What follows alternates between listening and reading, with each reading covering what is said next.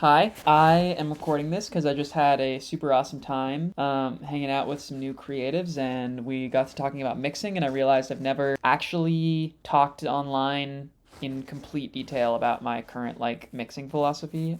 It's more or less a 3-step, 4-ish step program that I use on pretty much everything so that I can focus less on mixing and focus more on just getting the track out. So I just made this quick little beat to kind of demonstrate this. It's got all of the main elements I usually work with: kick, snare, rest of the drums, sub, vocals, and then everything else. This is like how I actually set up my own track. So I have the kick and the snare in their own group, the rest of the drums that are not the kick and the snare in a different group, subs in a group, vocals in a group, and everything else in a group. Everything that is not the kick and the snare and the top drums is also getting sidechained. What you see here at the top, this trig channel, this is the sidechain trigger. I'm actually going to minimize that because all it is just MIDI notes. We'll make it black so it's matching the track color and so it's easier to see. But yeah, pretty much all it's doing is just copying the rhythm of this kick to duck everything else. Let's just play this really quick so you can get an idea of what it sounds like, and then I'll walk through what's happening. 'Cause you got me so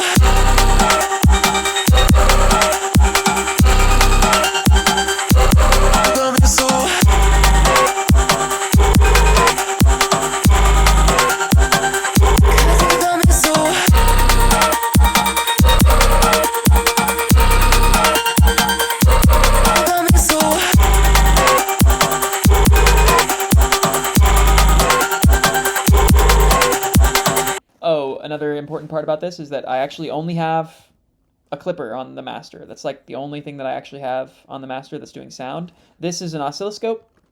This is a spectrum analyzer, and this is a loudness meter. There's actually no gluing happening at the top level. Step 1 is to create a kick that fills the whole oscilloscope. This main, Shaperbox 3 main, that's coming out the top of my chain. So every bit of processing that's happening everywhere. There's no processing on the kick and snare group, none on the top drums. There's no like fanciness happening. It's literally just the kick going straight out.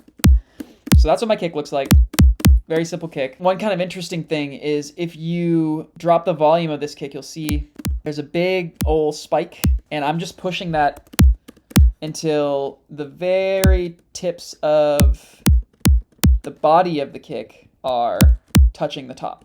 It's just clipping, like it's going right out the top. The thing that's kind of interesting about Ableton is that it doesn't actually clip until the end of the master chain, so you are actually keeping that 32-bit like peaking audio file coming all the way up into here. So when we leave that large spiky waveform, we're getting like the purest spiky waveform coming out the top that's getting chopped just once at the very end by this clipper. That's step 1. Get the kick to take up the entire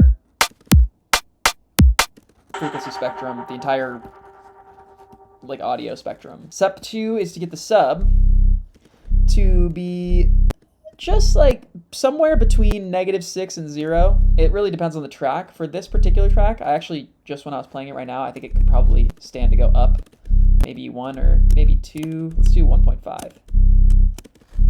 That part's easy. You just get a sub that's coming in. Oh, there's some fanciness going on here, as you can see. Like I've got 2 subs happening. That's just because this song is in C. So in order to make the subs kind of like sound even, because C is such a low note, I have like the normal sub happening here, and then this. But in those low notes, especially on speakers that are not nice, you're not going to really hear that like ooh. So I have one playing an octave up, and that sounds like this. And then them together. So that just makes this sound a little more like this. It'll look like perfectly the same to have just the fundamental and the additional harmonics, but it sounds weaker because our ears don't hear that as well. So have to fill out this kind of like middle section. So that's why I'm doing that. But you can basically ignore that. That's not like super important to this strategy. Now, summing together the kick and the sub, this is where we see the real magic.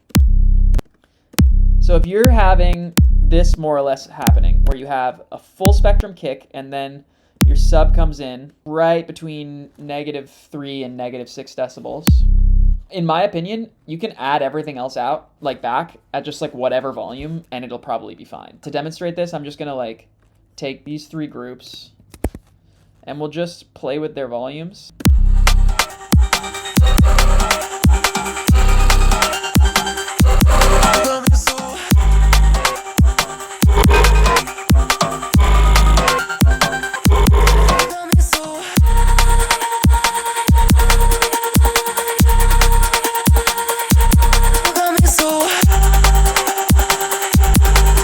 I think all of those sound great. In my opinion, if you have your kick and sub relationship right, everything else doesn't matter that much. Having the Vox, I guess, so let's move on to step 3, which is having your vocals really loud. This is more important if you're like producing like pop or like anything where you actually need to understand what someone's saying. And then I would just say that's like to taste. So if you get your kick and sub together and you get your vocals, like I had them at 3. I think I had them at -6 before, and I realized it sounded a little...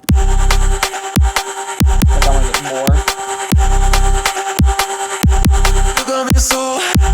That one's just a taste. Like there's no special rule for that one, but just like figuring out how to get your vocals to also fill up the mix, and then yeah, everything else just kind of like falls into place, in my opinion. One last thing that I want to draw attention to when you're doing your kick and sub matching, as you may have noticed on my kick here, I have a phase invert. That's because I was getting this like bow tie situation. If you do a phase inversion, sometimes you'll notice you can get a cleaner transition between your kick and your sub. The other thing is I had to play around a little bit with the sub has like a ducking. As you can see, I played around with this curve quite a bit to get it to look right, because if you mess with this, that'll also change your transition, and that made it like way worse. So yeah, I came to that curve eventually, which is what gave me the cleanest transition. That's it. That's what I do for most of my mixing, and it sounds like this. 'Cause you got me so...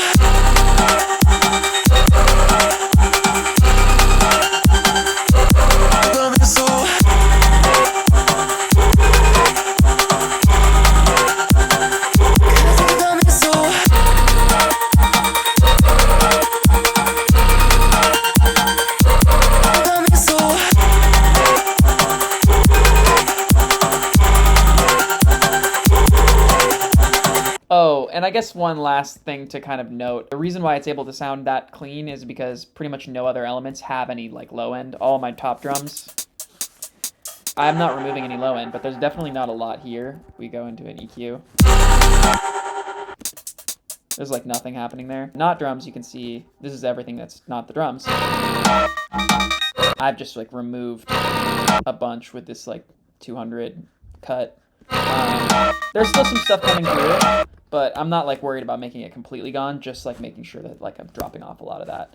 And then this vocal, probably a similar deal. Yeah, it's a big drop off, so not a lot of energy there. That's it. That's how I roll. That's how I do my thing. Hopefully this was fun.